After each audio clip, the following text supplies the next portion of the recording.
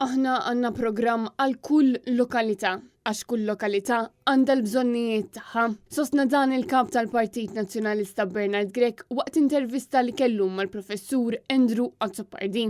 Il-manifesti għal kull lokalità li huma kollha partikolari għaliex kull lokalità għandha l-bżonnijiet tagħha. Pereżempju Għawdex, ovvjament għandna l-prinċipji u t-targets ġenerali bħal kull lokalità fejn jidħol l-iskart, fejn jidħol l-ambjent, iż-żamma, fejn jitlu d-deċiżjoni. U tajdu kif se solvu l-problema ta' traffiku? U żgur li anke jidħol problema ta' traffiku għaliex inti m'għandekx problema ta' traffiku biss fit-toroq arterjali, m'għandek ukoll problema ta' traffiku. Kullum kien, anke fil-parapet kważi.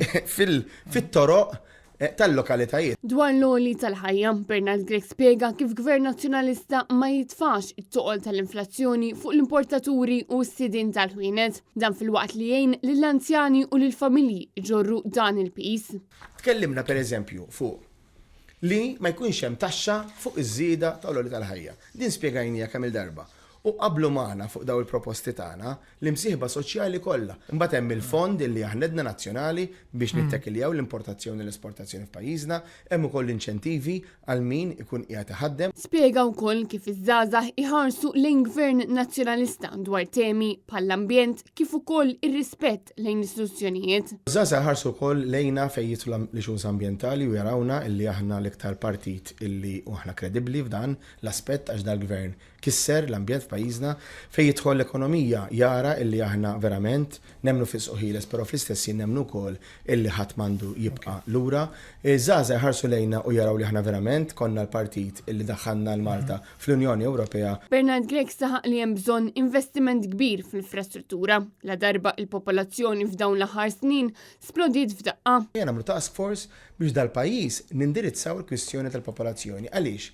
Għaliex iż-żieda fil-popolazzjoni mingħajr l-investiment neċessarju fl-infrastruttura se ġib nuqqas ta' kwalità ta' ħajja. Intant dwar min qed jistemma fl-inkjesta Vices, Bernard Grech qal illi dawn ma jistgħux ikun jitresqu l-qorti kriminali waqt li jibqgħu fl-irwoli li għandhom bħalissa mal-gvern. Kulħadd għandu dritt li jkollu fair trial u fair hearing tajjeb, però ħadd m'għandu dritt li jġor l-istituzzjoni li jkun qiegħed jirrappreżenta jew l-irwol li huwa jkun qiegħed jirrappreżenta miegħu bħala akkużat. Bernard Grech waqqgħu koll l-argumenti kollha tal-Labour li prova jdawwar il-fatti dwar il-protesta li se ssir nhar it-tlieta quddiem il-qorti, organizzata mill-ogħla esponenti tal-Partit Laburista. Għandek Partit Laburista maqsum.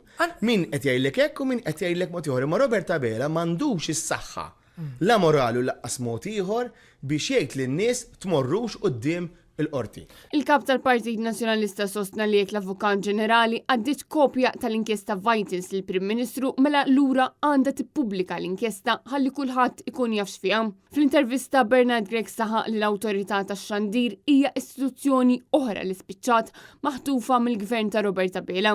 Hekk kif il-qorti sabes bilanċ mhux biss fil-PBS imma anka fl-awtorità tax-xandir. Interessanti l-fatt li anka Robert Abela kien mistieden fuq l-RTK minn Andrew Azzopardi.